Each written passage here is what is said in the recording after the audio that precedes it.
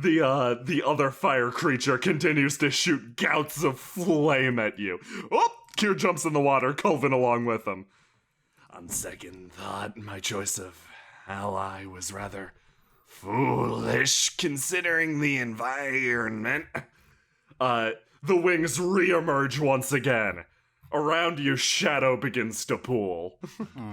Shadow's probably bad, let's not stand in it. I attempt to use my own shadow powers to manipulate his shadow pool. You mix in your own shadow. I move that shadow up to its brain case. its shape begins to change. You feel your own magic infiltrating it. Its eyes flicker and turn from a red to a nice light purple. The magic within the creature ignites, begins to burn away, stretching. The fire once again inside of it ignites a deeper red than before, expanding. The creature, still under your influence, is apparently brought to life by whatever magic you put inside of it. It's reacting violently but powerfully. Okay, I'm gonna name you, Benny. How you doing, Benny? It stares at you blankly. You remember eradicating its consciousness. So pretty good then. Hey, how about you climb inside that creature and try and take control from the inside? I want to keep this train going. It floats off, simmering. To distract the creature, Marcus blows off one of its legs, or attempts to blow off one of its legs with an eldritch blast.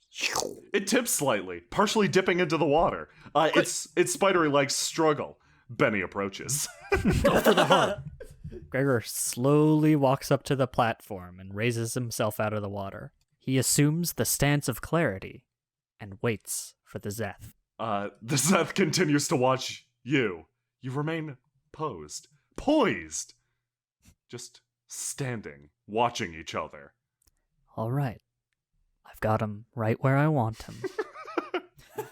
We're in a stalemate.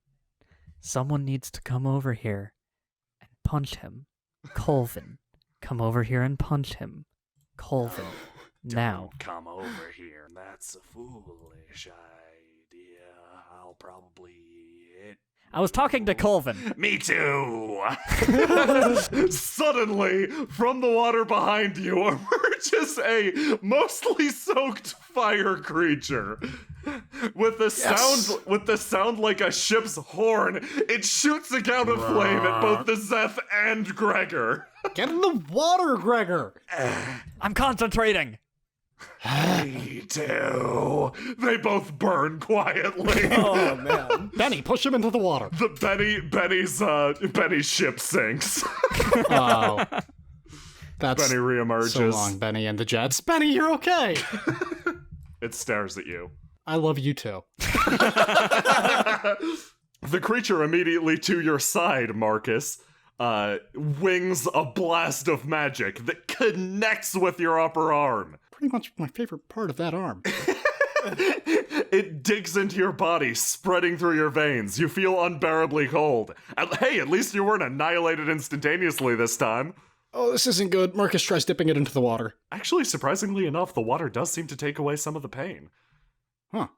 Okay, now I'm going to try and summon up an incredibly hot flame underwater to cauterize it while it's being wetted. Colvin, leaping out of the water, punches straight through the back of the creature's head. He turns and watches Gregor and the Zeth, who continue to watch each other. Gregor is motionless, his eyes locked on his enemy. The fire doesn't seem to affect him, even though it clearly is. Same with the creature. Surprisingly, it's burning as well. It continues to study you, thinking. Gregor studies back. One of them's gonna have to move eventually. Why don't you move, Narn? No, I won't be the first to move. Movement is a sign of weakness in this case. Yes, but I will be the second to move. I see you're set on being the second. In that case, I'll be the last to move. Well, if you're going to be the last to move, I'll have to take the stationariness to the next level. The immobile level. There never was any movement. Well, if you're completely stationary, then I will be like stationary. like a tree not moving. Well, look, there's the wind. The wind moves all the time, not like me. But your branches would move, right? That's kind of a good point. Hurry up and attack. We don't have much time. How about we both move at the same time? Yeah, that's acceptable. Preferably into the water. Okay. All right. 3, 2, 1. Gregor leaps into the water. The creature dives backwards. They both hit the water, surprisingly honest. Everyone just kind of watched while it occurred. Gregor is now in the water next to Marcus, who is doing something that is incredibly hot. Like, Yeah, all right. the water around me is Stripping. boiling. You might want to back away. Gregor lies on his back and kind of kick paddles away. I'm just gonna rest like this for a second. You are really buoyant. Thank you. I sink like a stone. Maybe that's is that a witch thing? The creature reemerges onto the land. I didn't think there were so many strong warriors here. I'm actually fairly impressed. Does that mean you're ready for round 2? Yes, but you know what else is ready?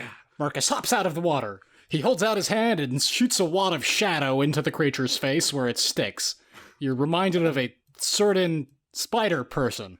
The creature, unfazed by your actions, Now you can't breathe. raises its arms and slams the ground one more time. A crack resounds through the rise. Marcus, I had him locked. Everything begins to stretch and distort. Whoa. Marcus, you sense the magic completely destabilizing. This isn't good. Benny, I need you to make the ultimate sacrifice. I call Benny over and begin to mold him into a sentient eldritch blast. What? Maybe not actually sentient, but like sapient at the very least. Let me just push the head in and let me, okay, it's almost round. He juices it up some more and presses it into the Zeth. Backs away and then snaps his fingers to detonate it. Oh, and then also right after he does that, puts out a hand onto Gregor's chest and makes them both fall backwards into the water. I just got a... Shadow erupts from all angles as the world once again shudders. Something collapses. Suddenly, you're caught in a pitch-black whirlpool, pulling inwards. You're slammed, dragged into the platform. Finally, your body is pulled up above it. You clear it, and you vanish into nothingness. Well, For a moment, you feel something emit from the seal. Arf arf. Pure horrific malice. Then something else catches in place, restoring you, your form, and order to the world. You appear elsewhere. Ash and Horavan sprint out of the Valor clan, returning to the meeting point between all three clans. They notice the fire emerging from the Gold clan, and suddenly, the rise itself shakes. The world shudders. They stop. Okay. I don't mean to alarm you, but something just got seriously worse. I could imagine. That was the entire rise, right? Is this thing gonna fall? It hasn't fallen yet. That's a good sign. That's a good sign, yeah, but that's a lot of fire in there! Yeah, the fire's not important. What's important is the seal. What seal? Don't arf at me. Okay, no. What are you talking about? Sorry, I've had an experience. Horavan whirls around. Okay, so the seal's been released on top of the rise. There are 2 bindings remaining. I'm unsure of their location. Bindings? What are you talking about? It's hard. No time to explain. Lots of fire. Okay, fine. Whatever the problem is, what do we do to fix it? There are 2 places we can go. You can search for the secondary binding, or you could run to the top of the rise where the thing might still be. I don't know what this thing's plan is. It broke the first, whatever it is, it broke the first binding, right? Just now. Yeah. Let's go to the second one then. Yeah, that does seem like a sound consideration. Great, I smack Horavan on the arm. Run! But man, are we going to look like fools if it's still on top of the rise? I'm sure we'll look like fools if it's on top of the rise or not, either way. We don't exactly look very cool right now. I look down at the stupid cape I'm wearing. You lot, as far as you can tell, are dragged sideways through existence. A magic manages to maintain your form, some spell of a higher order. You slip sideways and are deposited with a loud thunk elsewhere. You land, the magic of the binding still crackling around you. You can sense for a moment a great magic circle moving through the city of Jinkala, connecting different points. One of these points is, well, surprisingly close. Another is far, far away. Your consciousness slowly relayers itself, adding identity, pain, lots of pain, as your physical form is slowly piled upon itself. You are deposited unceremoniously in the middle of the Dust District again. Coincidentally, in the, well, center of a gigantic just pile of blood and viscera. You're unsure of how they managed to pile blood, but it happened. Oh, yeah, what just happened? Oh, you ever feel like your organs are where your bones should be? Gregor, that's a subjective statement. Marcus vomits quietly off to the side. I just want to point out that this was because of the dimensional teleport that we just went through and not the blood and viscera. Yep, no, I'm getting that too. Oh, Okay. I think I'm not Settle gonna down a little bit. I'm not gonna lie though. I think my intestines are more efficient now. Oh, That's ugh. really, we should do research on that. I managed to save some too. Oh, these aren't beach balls at all. Marcus turns around, sees the Zeph, and jumps the fuck back. Whoa, okay. My windle is where my splurtle should be. It slowly lifts itself off the ground. That's an unpleasant thing. Tell me about it. Marcus gets to his feet again. That had to be harder on you individuals. Nonsense! I'm feeling great. Let's just take a second. Okay. Let's just call a little bit of a truce. Marcus sits back down. Okay. Fine. Quick breather. Time out. Time. As everyone takes a breather after their sudden dimensional shift, the tax goat takes out his clipboard and makes a note of the break they're all taking. Oh wow, I think it's really disapproving of this break in the fight, guys. Yeah. I don't think we're supposed to be doing this. It looks pretty peeved. Just to warn you, that was the first of these seals. I'll be going for the second one once my brickalax realigns. Gregor looks around at the other friends, people. So, stop him? Yeah? Yeah, I think we're gonna stop. mean, We're we gonna try to called stop time, him. It's time, right? though. Gregor, It's it's time. time out. Okay, let's let the timeout run out Yeah. of time. And then get him. Sorry, Gregor. I jumped to a conclusion for a second. I thought you were breaking the holy oath of time. No. Marcus holds up an hourglass and eyes the sand that is in it carefully. You know, I've just been on edge lately in this place. Yeah. Like, a lot of stuff's been on 5, fire, and, 4, you know, like, 3, 2, Are we going I on just- one or go? 1, go! everybody jumps back to their feet. Gregor leaps forward and attempts to catch the Zeph's head as it arises. The Zeph was waiting for that exact same moment. You popped up at the same time. It attempts to catch your glaive. You stand poised once again. Whoop! Hey, It seems we're at the same point we were before. that seems premeditated. You were thinking wa- about it before timeout was over. Oh, you're right. Let's go of your glaive. Marcus takes a step forward and, flinging his hand out, throws a whippy little whip of shadow at the Zeth's ankle, attempting to grab its foot and pull it off balance. You managed to hook the creature's ankle. Yet.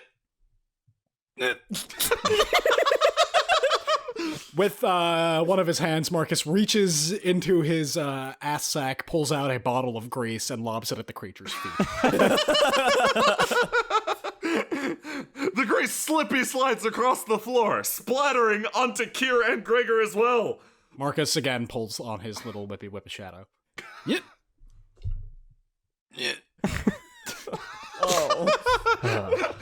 everyone is watching Marcus.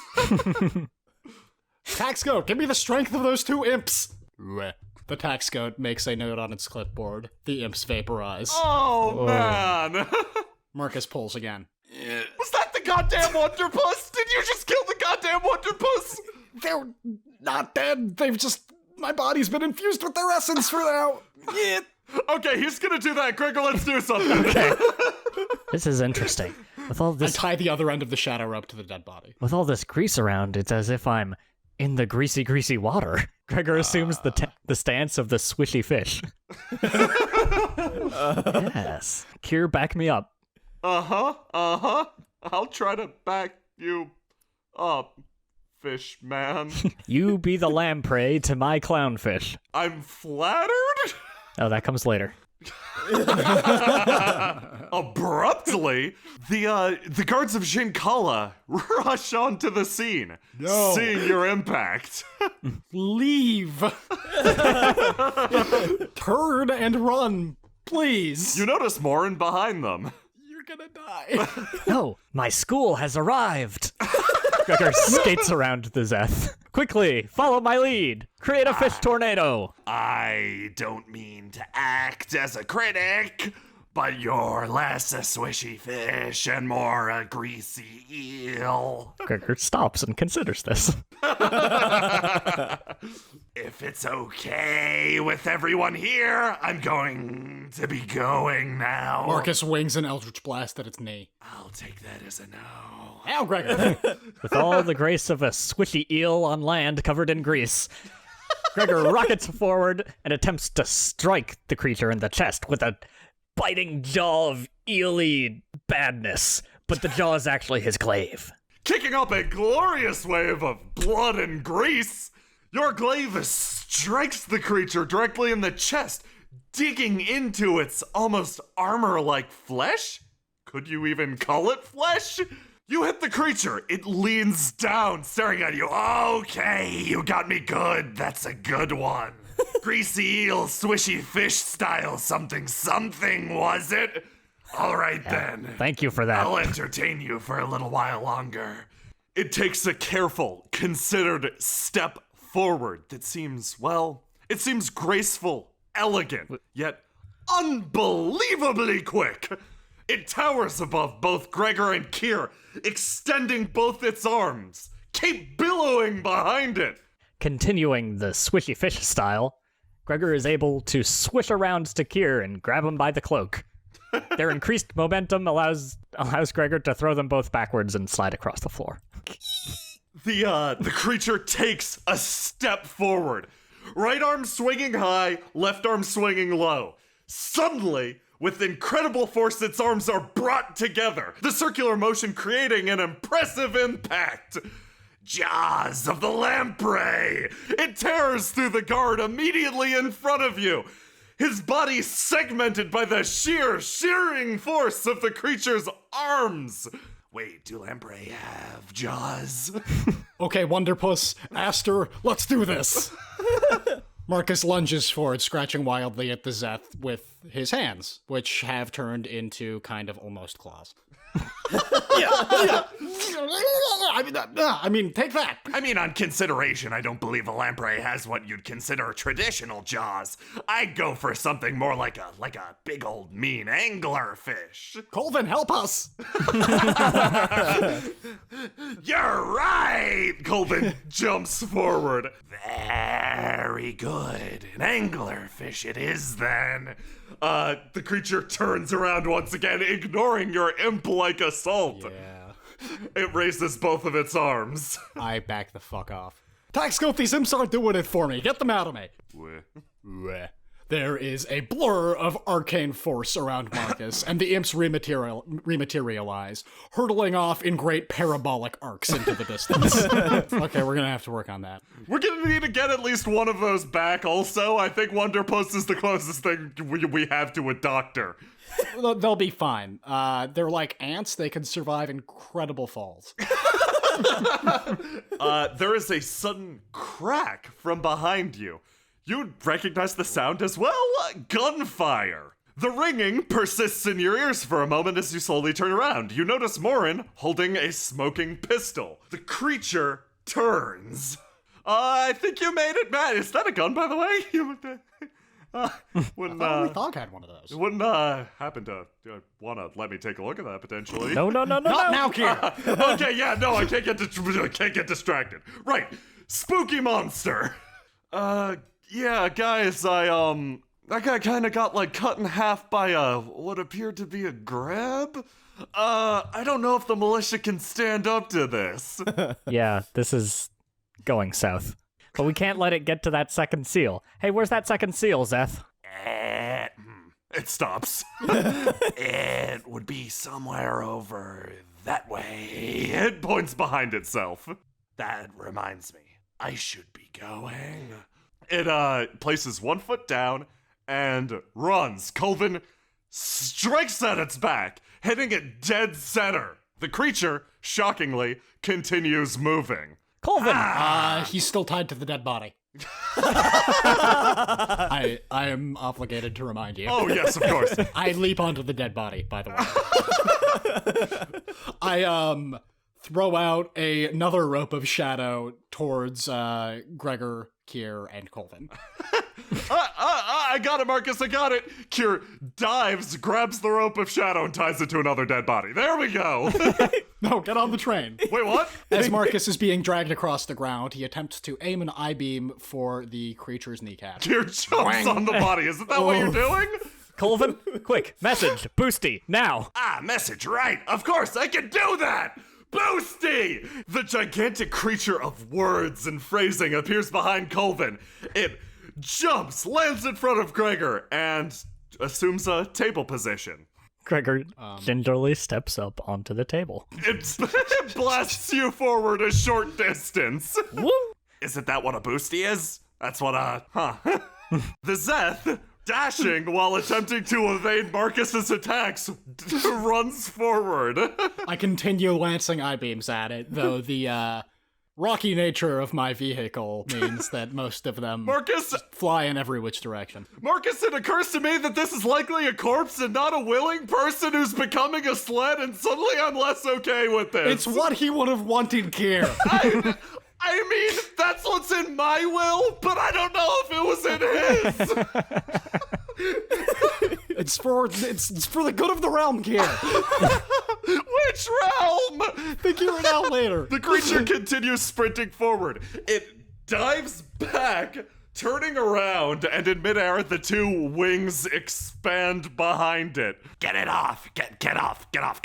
Come on, get off. It shoots inky shadow back at you. I try and boot them in the face, away from me. Oh man, I can't even hit these things. It continues running forward and dragging you.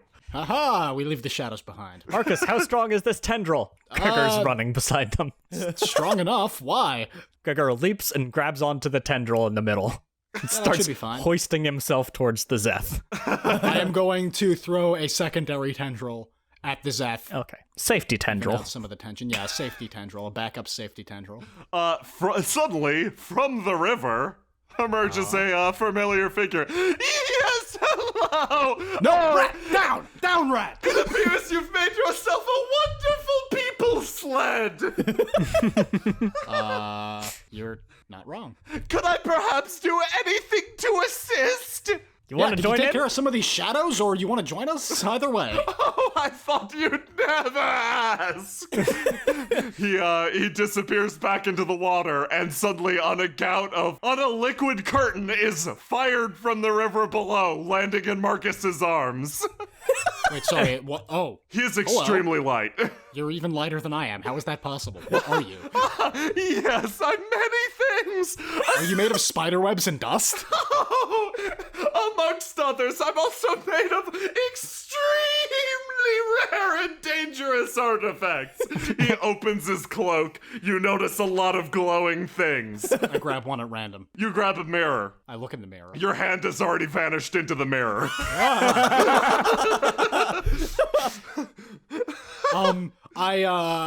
I create a shadow stop on that wrist to prevent any more of my arm from going into the mirror. Your right hand is now functionally stuck up to the elbow in a mirror. Okay, I can make this work.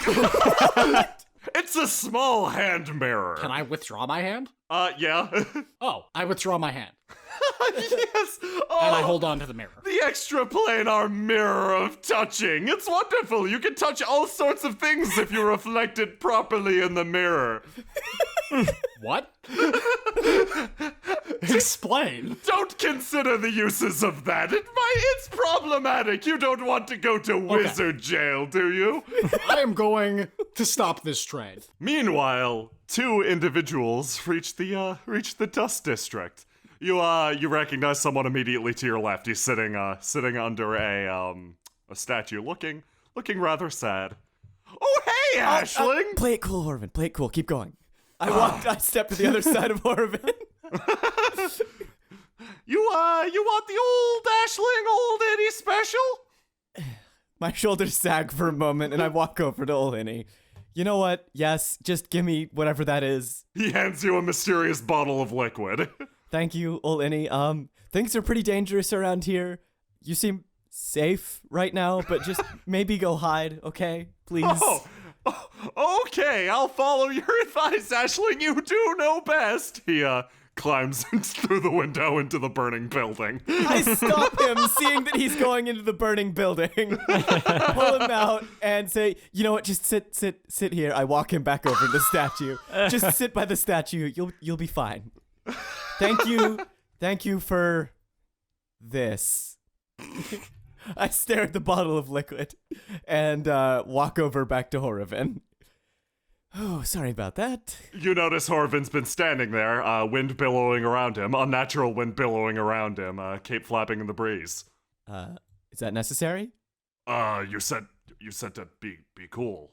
This is the only way I know how to be you cool. took that. You took that literally. That's it's kind of funny. Okay. Anyway, nice job. Nice job being cool, Horvin. You looked very cool. Let's keep going. I got Right! Oh yeah! I sprint forward, following after Horvin. You notice Morin in a gaggle of guards. Horvin shoves his way through all of them. Out of the way, keep moving. Morin! What? I notice Morin as Horvin shoulders through all the guards, much like a cowcatcher. No room for normal people here, come on! Morin, what the heck happened here? There's a lot more dead bodies and blood than last time. A bunch of, Is that a tax goat? Was Marcus here? Marcus just actually Colvin? took off just down the road. Yeah, how's it going? I'm a little... Fine. I nervously adjust my poncho. Yeah, you kind of missed it, actually.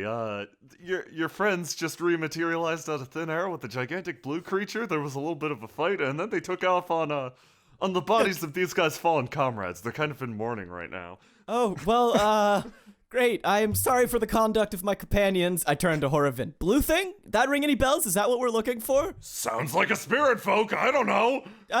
Sure, yeah, they could be colors, I guess. That is potentially racist. All right, well, Colvin, you're not a normal person. Follow us. You could be helpful. Okay, on the case. Well, I think I might take that a little bit personally. Morin, I'm sorry. I run. Which way'd they go? I yell back to him. Horvin runs up to the tax goat, draws his weapon, and left one behind! Oh, wait, no, Horvin, stop! Stop! As much as I'd love to see you do that, this thing is, this thing belongs to Marcus, the gold-haired, tall, thin one. The spaghetti person. I'm unsure of what spaghetti is, but, You don't have spaghetti here at Odorant? No, of course not. I don't know what spaghetti... It sounds like some sort of monster. In a sense, yes. Anyway, just leave that thing alone for now. Keep an eye on it, though. It's eating the flowers. That's fine. Morin, can you keep an eye on that weird goat thing? It's potentially dangerous. Thank you. Oh, good. You notice a long, very, very noticeable blood stain extending forward. Ooh. And lingering behind a bunch of the shadowy, goopy creatures. Oh, I'm guessing they went this way, then. That's a whole lot of spirit folk. Are those spirits, Horvin? Strictly speaking, they're a construct of spirit folk magic. Okay, great. Just needed a yes or a no. Even I could create something like that if I was given access to a death god. That's not important right now. We need to get past these things. Oh my god, Horvin, we have so much to talk about after this. Horvin draws his dual blades, Colvin draws his fists and cocks them. I run my hand along my blade so that it might deal with these creatures. The trio continues forward.